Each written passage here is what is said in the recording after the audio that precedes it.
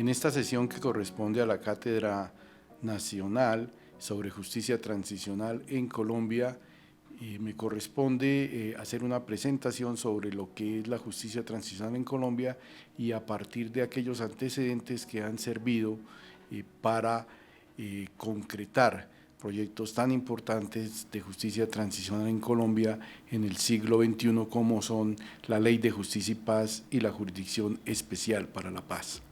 Nosotros tenemos que recordar que nuestro país vive un conflicto de varias décadas, cuyos antecedentes iniciales corresponden a la etapa de la violencia en Colombia, que se surtió entre los años de 1930 a 1960, en la parte más álgida y fuerte de este conflicto, originado por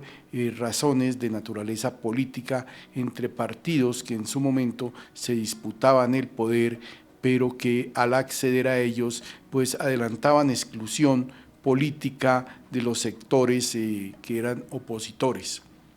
Esta violencia en Colombia, pues derivó una etapa muy fuerte de muertes, de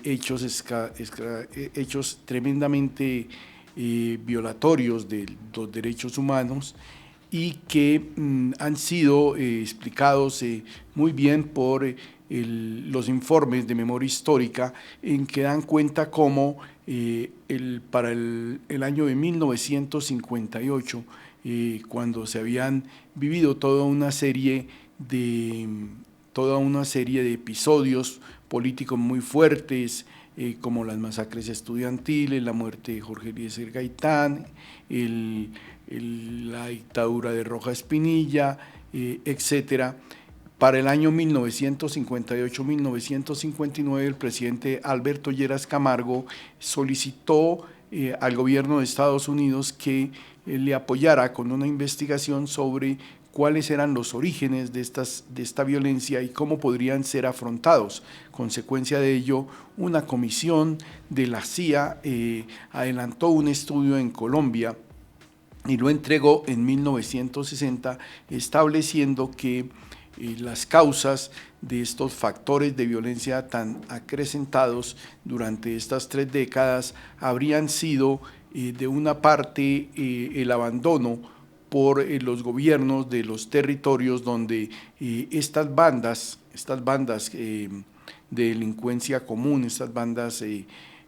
organizadas, los pájaros, los chulavitas, etcétera, que desarrollaban políticas o actividades de los partidos políticos en forma violenta contra sus opositores, habían sido abandonadas por el gobierno en un desarrollo y que además había una fuerte influencia que ya se empezaba a ver por parte de los partidos comunistas, especialmente después del triunfo de la Revolución Cubana en el año 1959, y que para ello el gobierno debería adoptar una política muy fuerte, por un lado, de intentar hacer presencia económica de Estado en estas regiones y por otro, una respuesta contrainsurgente armada muy fuerte. Y así fue como en el año 64, una vez estos grupos de bandas criminales se fueron decantando y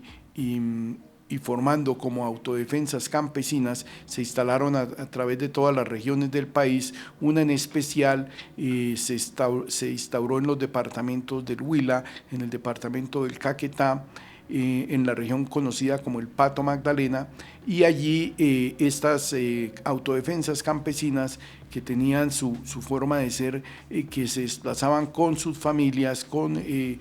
sus actividades económicas, ganaderas, pequeños agrícolas, realizaron una oposición muy fuerte al gobierno entonces del presidente Valencia, que estuvo desde 1962 a 1966. Esto llevó a que estas regiones se identificaran como estados aparte, donde no podía ingresar el Estado como tal, como estados independientes, y llevó a que hubiese una fuerte respuesta militar por parte del gobierno de Valencia. Es en el caso de el Pato Magdalena donde hubo bombardeos sobre esta región que llevaron a que las familias y que estaban allí como autodefensas se desplazaran a otras regiones del mismo departamento y del sur del país y fueran conformando presencia militar antisubversiva. De allí tenemos el nacimiento de las Fuerzas Armadas Revolucionarias de Colombia, las FARC, posteriormente FARC-EP, pues en el año 65 el Ejército de Liberación Nacional, posteriormente el Ejército de Liberación, el EPL, el Ejército Popular de Liberación, y otras estructuras guerrilleras importantes como el M-19, cuya naturaleza de su presencia era guerrilla de carácter urbano. A partir después de la presidencia de Carlos Lleras Restrepo y de Misael Pastrana, cuando finaliza el Frente Nacional, que se da una apertura política y que da la posibilidad de que los ciudadanos pudiesen integrar los cargos, diferentes cargos del gobierno, sin tener que denunciar o determinar una tendencia política liberal o conservadora, se empezó a dar una apertura política importante, pero estas guerrillas se fueron cimentando y fueron obteniendo bastante presencia militar en las regiones del país. Ello llevó a que durante el gobierno de Turbay Ayala hubo una persecución bastante fuerte militar en los campos y ciudades del país, que llevó a un alto número de violaciones a derechos humanos. Terminado este periodo, en el periodo del presidente Betancourt, se empezaron a abrir los primeros diálogos con las guerrillas, y lo que fue constituido ya como una especie de política de Estado con el siguiente periodo del presidente Barco, y las negociaciones, por ejemplo, que se adelantaron con las FARC en su momento, y que llevó al embrionario nacimiento de la Unión Patriótica, el partido político ya de los desmovilizados y desarmados de las FARC. Pero la reacción que se produce por parte de algunos sectores del establecimiento renuentes al cambio, como el incremento de una política totalmente beligerista y los pocos resultados de la presencia del Estado en estas zonas, volvió a acrecentar nuevamente la lucha, y estos procesos de paz fueron quedando atrás, y organizaciones como la UP pues fueron convirtiéndose en objetivo militar de los sectores guerreristas y de algunas personas que integraban la fuerza pública y los gobiernos para una persecución sistemática. De ello pues da cuenta muy claramente la reciente sentencia de la Corte Interamericana de Derechos Humanos, en la que analizó el tema de la UP. El primer proceso exitoso que llevó a la conformación de la Constitución de 1991, en parte, fue el realizado con el movimiento 19 de abril, que abrió las posibilidades de el cambio e integrar todo el bloque de derechos humanos y de derecho internacional a nuestra Constitución, lo que fue posibilitando un desarrollo normativo más armónico en el país. Sin embargo, la violencia política se mantenía, y la violencia política y la violencia armada se mantenía, y las FARC fueron reconformándose a partir de sus conferencias nacionales, pudiendo ganar terreno, a la vez que la guerrilla del ELN también fue creciendo en ciertos departamentos del país, como el EPL, etcétera. Esto debió también a que surgiera desde finales de los años 80 unas autodefensas en el norte del país, campesinas, que posteriormente fueron desarrollándose, y que sería la naciente conformación del paramilitarismo en Colombia, sobre todo en los departamentos de la costa atlántica. Y ello llevó a que precisamente elementos tan distorsionadores del conflicto como el narcotráfico terminaran haciendo más compleja la situación del conflicto nacional y las autodefensas campesinas derivaran posteriormente en grupos paramilitares que lograran alianzas importantes para un control político, económico y financiero con los narcotraficantes ya en diferentes sectores del país. Esto acrecentó para la década de los 90